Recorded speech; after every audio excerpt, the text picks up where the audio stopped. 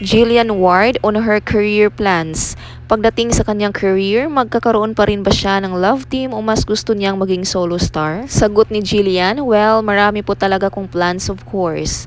Sinasabi ko nga palagi na gusto ko pong magawa lahat ng genre sa acting. Gusto ko pong mag-action, comedy, drama, thriller, lahat po yan gusto ko pong madaanan. At doon naman po sa pag-prepare, sa akin po kasi wala naman pong problema kung sino po ang iparis sa akin.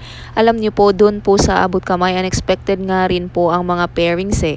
Minsan wala po siya sa script pero yung mga tao po ang kinikilig kumbaga. Sa akin po kasi although pinaplano ko po ang future ko, yung future na spontaneous pa rin po ako kasi gusto ko lang i-enjoy.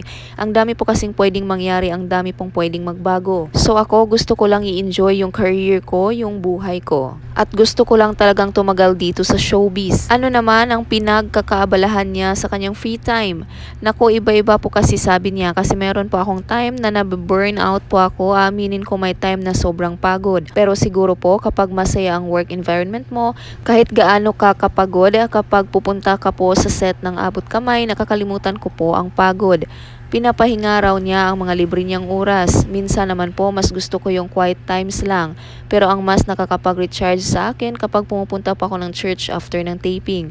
At kapag nakikita ko po ang family ko sa bahay pagka-uwi, yung mga simple things lang po talaga. Actually, kahit hindi nga po ako magbakasyon ng matagal, basta makita ko lang yung pamilya ko sa bahay, ginaganahan po ako. And that's it for today's video. Thank you for watching and please don't forget to subscribe, like, and share for more showbiz updates. Bye!